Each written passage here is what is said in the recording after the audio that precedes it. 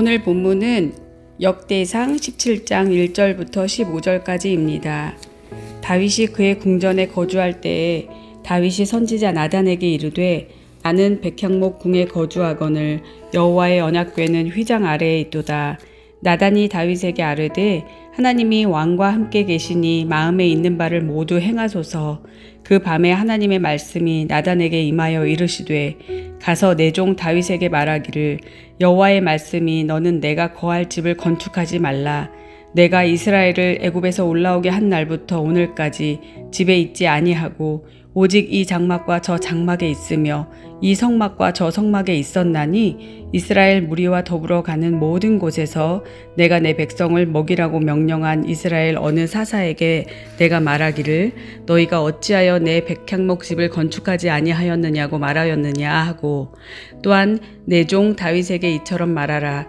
만군의 여호와께서 이처럼 말씀하시기를 내가 너를 목장 곧 양떼를 따라다니던 데에서 데려다가 내 백성 이스라엘의 주권자로 삼고 내가 어디로 가든지 내가 너와 함께 있어 내 모든 대적을 내 앞에서 멸하였은즉 세상에서 존귀한 자들의 이름 같은 이름을 내게 만들어 주리라.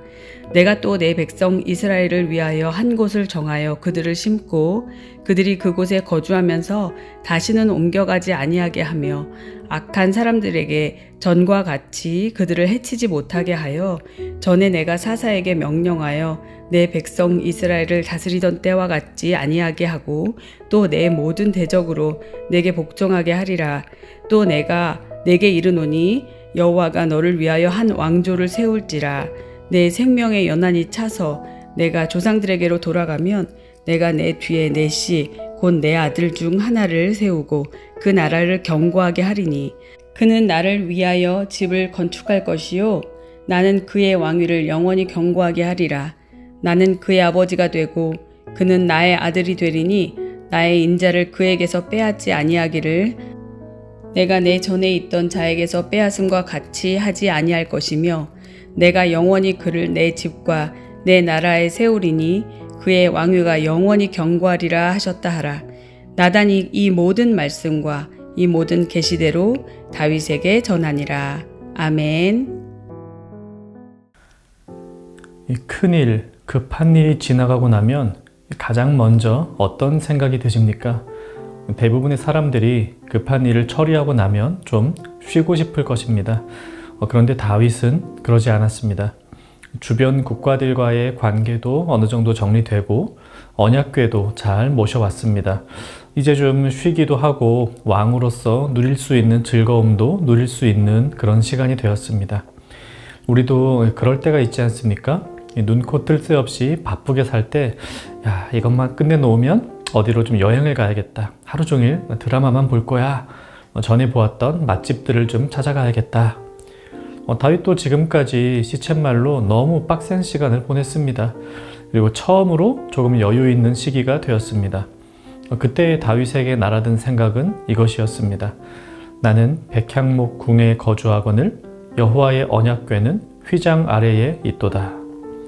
그는 사울 시대에 방치되었던 하나님의 언약궤를 무사히 다윗 궁으로 가지고 오긴 했지만 언약궤가 있어야 할 곳은 보다 화려하고 거룩한 곳이었으면 좋겠다는 생각을 하게 된 것입니다. 그는 하나님을 위한 집, 즉 성전을 짓고 싶다는 소원을 가집니다.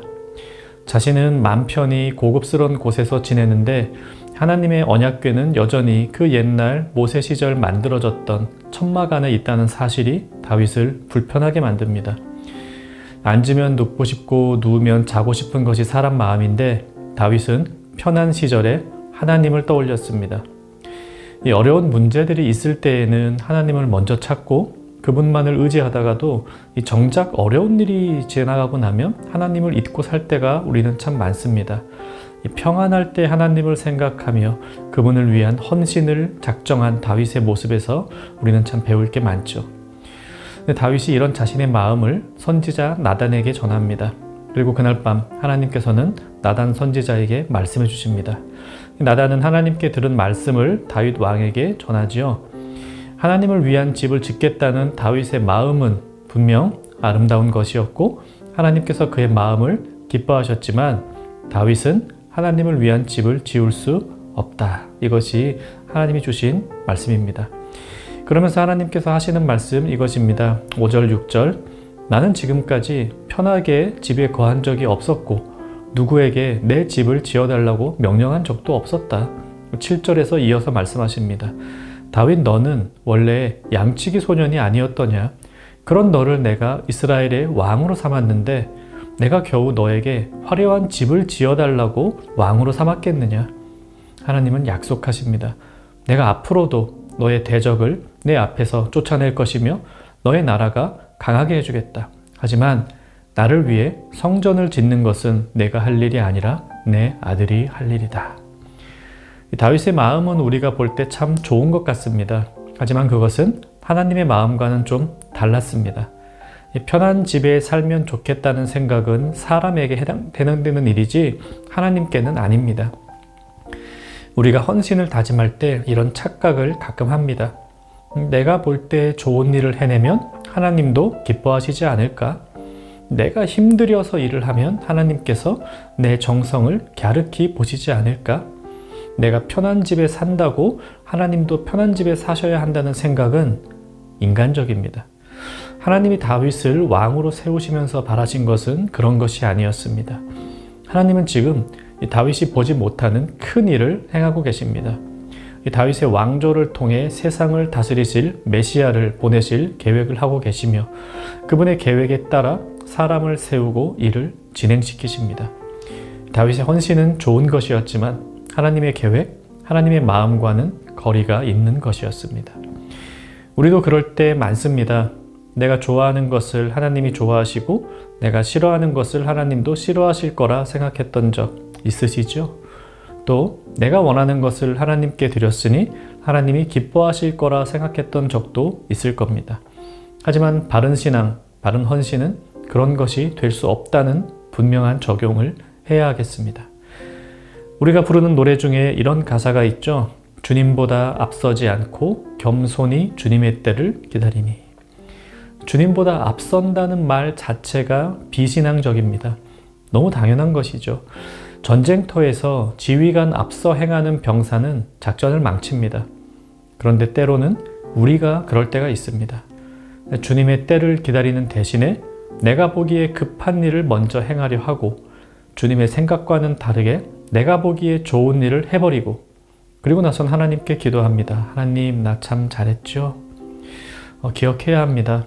양치기 소년 다윗을 왕으로 만드신 하나님은 그에게 화려한 성전을 지어달라고 요구하지 않으십니다. 죄악 가운데 방황하던 우리를 하나님의 백성으로 삼으신 하나님은 우리에게 많은 돈과 시간을 요구하시지 않습니다.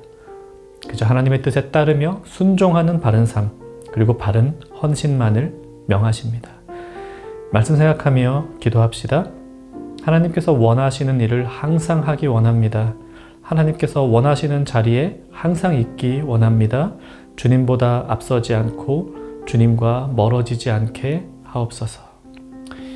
오늘 하루도 하나님의 뜻을 따라 살아가는 청년가족 되기를 바랍니다.